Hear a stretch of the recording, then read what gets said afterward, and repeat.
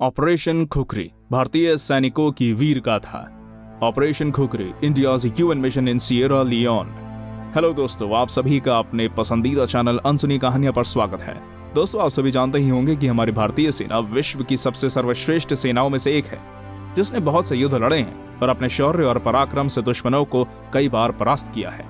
भारतीय सेना ने सिर्फ भारत ही नहीं बल्कि कई अन्य देशों को भी मदद दी है और मुसीबत में फंसे बहुत से देशों में हुए कई अहम ऑपरेशंस में अपना योगदान दिया है और अपने शौर्य और बल के दम पर उन्हें सफल भी बनाया है। ऐसा ही एक सफल ऑपरेशन है ऑपरेशन खुखरी, जो कि बहुत ही प्रसिद्ध सैन्य ऑपरेशन है। ये ऑपरेशन एक मल्टीनेशनल ऑपरेशन था। तो दोस्तों, आइए जानते हैं इस ऑपरेशन से जुड़ी कुछ अनसुनी कहानियों के बारे में। सन 2000 में पश्चिमी अफ्रीका के एक देश सिएरा लियोन की विद्रोही सेना आरयूएफ के लड़ाकों ने भारतीय गोरखा रेजिमेंट के 200 से 250 सैनिकों को घेर लिया था। सरल भाषा में कहा जाए तो उन लड़ाकों ने भारतीय सैनिकों को बंदी बना लिया था। गोरखा सैनिक भारतीय सेना के सबसे पराक्रमी सैन्य इकाई गोरखा रेजिमेंट के सैनिक हैं और इन्हें इनकी वीरता और आक्रामकता के लिए जाना जाता है। ये सैनिक बहुत ही ज्यादा खतरनाक होते हैं और इन सैनिकों में बहुत ही ज्यादा ताकत होती है। ये युद्ध में मरने के लिए भी तैयार रहते हैं।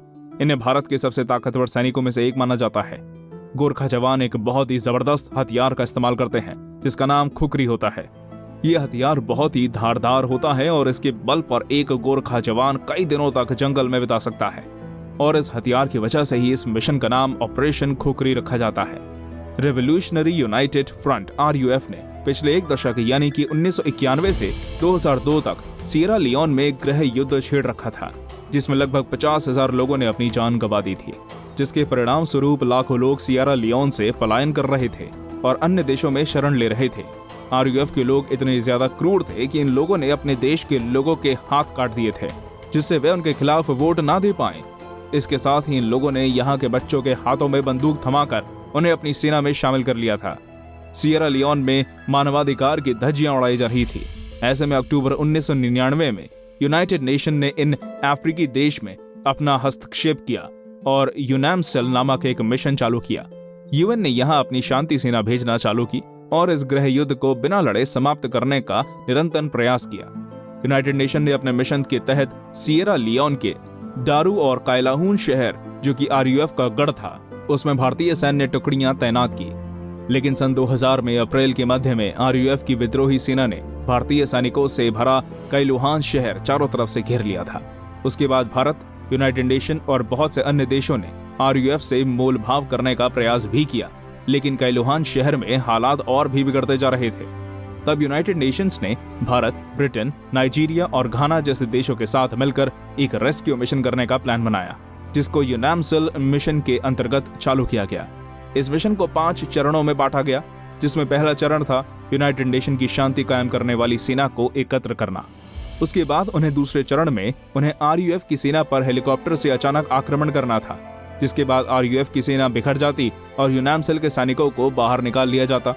फिर तीसरे चरण में कैलुहान भाग की भारतीय गोरखा सैनिकों को गेहून नामक जगह पर लाना था। उसके बाद चौथे चरण में डारू शहर से भारतीय गोरखा सैनिकों को कैलाहून सैनिकों से मिलाना था। उसके बाद आखिरी चरण में सारे सैनिकों को डारू शहर में वापस लाना था।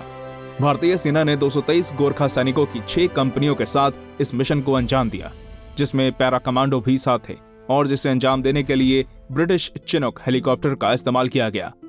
पश्चिम अफ्रीका की सिएरा लियोन देश के कैलाहून शहर क्षेत्र में 15 जुलाई 2000 को सुबह 6:15 बजे देश के पूर्वी छोर पर स्थित इस उष्णकटिबंधीय जंगल से घिरे इस दूर दराज के पिछड़े इलाके में भारतीय सुरक्षा बल के 6 कमांडो द्वारा एक सैन्य छावनी की दीवार तोड़ने के लिए विस्फोट करते हैं, जिससे बहुत ही जोरदार धमाका होता है और जिसकी वजह से सुबह का सन्नाटा एक बड़े शोर में बदल जाता है।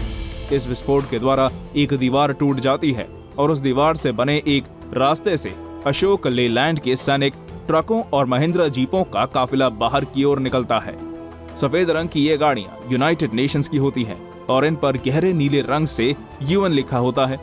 सेना के इस बड़े काफिले में भारतीय सेना की गोरखा बटालियन के 200 से अधिक जवान शामिल थे, जो कि कैलाहून शहर में स्थित आरयूएफ के विद्रोही सैनिकों से भरी इस सैन्य छावनी से बच निकलने का प्रयास कर रहे थे। आरयूएफ के विद्रोहियों ने 75 दिन से इस छावनी की घेराबंदी कर रखी थी, लेकिन उस दिन सभी वाक्य से बहुत पहले सवेरे गोरखा जवानों को वहां से सकुशल निकालने के लिए भारतीय सेना के पैरा कमांडो ब्रिटिश चिनूक हेलीकॉप्टरों की मदद से वहां पहुंच चुके थे। इन अशोक लेलैंड ट्रकों और जीपों के काफिले को गोरखा जवान ही चला रहे थे, जो अपने खराब ड्राइविंग कौशल के लिए भारतीय सेना में बदनाम है। इन पैरा कमांडो के नेतृत्व में गाड़ियों का काफिला छावनी से बाहर निकलता है। रात भर हुई मूसलाधार बारिश के कारण कीचड़ से सने दलदली रास्ते में फंस जाता है। ड्राइवरों ने एक्सेलरेटर पर दबाव बढ़ाकर 4x4 गियर ड्राइव मोड में वाहनों को डाला। इसके बावजूद उन्हें इस कीचड़ भरे रास्ते से गाड़ियों को निकालने के लिए संघर्ष करना पड़ा। ऐसी स्थिति में जवानों के पास इस दलदल वाले इलाके में वाहनों से नीचे उतरकर ट्रकों को धक्का लगाने के अलावा कोई अन्य विकल्प नहीं था।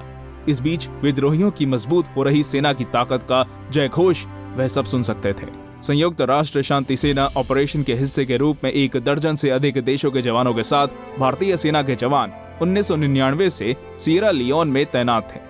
1991 से ही गृह युद्ध से जूझ रहे सिएरा लियोन में शांति सेना की कमांड भारतीय सेना के मेजर जनरल VK जेटली को सौंपी गई थी। परंतु यहां पर तैनाती के कुछ समय बाद ही 223 गोरखा जवानों और विभिन्न राष्ट्रों के 11 सैन्य पर्यवेक्षकों को विद्रोहियों ने शांति सेना की कैलाहून शहर की छावनी में ही बंधक बना लिया था। इनकी रिहाई के राजनीतिक स्तर पर बातचीत के प्रयास विफल होने के बाद मेजर जनरल जेटली ने सैन्य कार्यवाही का विकल्प चुना। जिन हेलीकॉप्टरों से बचाव अभियान के लिए पैरा कमांडो वहां उतरे थे, उनका इस्तेमाल सैन्य पर्यवेक्षकों और कुछ बीमार गोरखा जवानों को बाहर निकालने के लिए किया गया, जबकि शेष भारतीय जवानों को अपनी सैन्य छावनी में मौजूद ट्रकों और जीप से ही बाहर निकलने के लिए संघर्ष करना था। सवेरे 7:50 पर बचकर निकले काफिले का संपर्क कैलाहून शहर में स्थित पैरा कमांडो के अन्य दल से हो गया था। उस दल का नेतृत्व मेजर अजय मुखर्जी कर रहे थे। सकुशल निकाला गया ये दल 2 पैरा कमांडो दलों के बीच में था। इस दल में अब सुरक्षित स्थान पर वापस लौटने की अपनी यात्रा शुरू कर दी थी। मुखर्जी इस टुकड़ी के आखिर में चल रहे थे और काफिले के अति संवेदनशील बिंदुओं की रक्षा कर रहे थे, परंतु वहां से निकलने की गति बहुत धीमी थी, क्योंकि काफिले में शामिल वाहन बार बार दलदली जमीन में फंस जाते थे।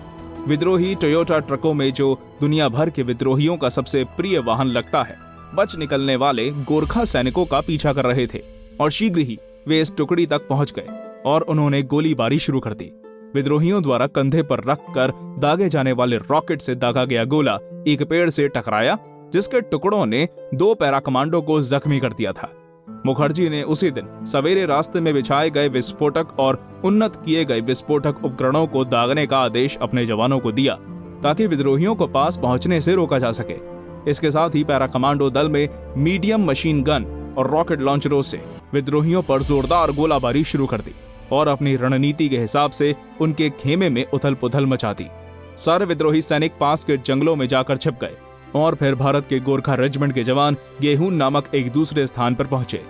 गेहून में डारू से अन्य गोरखा जवान भी आ गए और इन दोनों टुकड़ियों ने संयुक्त रूप से चिनूक हेलीकॉप्टरों की मदद से डारू शहर में पहुंच गए। ये ऑपरेशन 13 से 16 जुलाई तक चला और 3 दिनों के संघर्ष के बाद यूएन का ये मिशन सफल हो जाता है और भारतीय गोरखा सैनिक उनकी घेराबंदी के बावजूद भी बिना किसी क्षति के साथ सकुशल बचकर निकल आते हैं। इसके बाद भारतीय सेना और अन्य देशों की सेनाओं का डारू में पहुंचते ही बहुत ही भव्य स्वागत होता है और इस सफल मिशन के बाद सिएरा लियोन के लोगों के साथ मिलकर मोआ नदी के तट पर खुकरी वॉर मेमोरियल बनाया जाता है। इस ऑपरेशन को भारत तथा यूएन के सबसे सफल ऑपरेशन में से एक माना जाता है। तो दोस्तों, यही थी आज की हमारी वीडियो। आपको हमारी ये वीडियो कैसी लगी हमें कमेंट करके जरूर बताइए। धन्यवाद।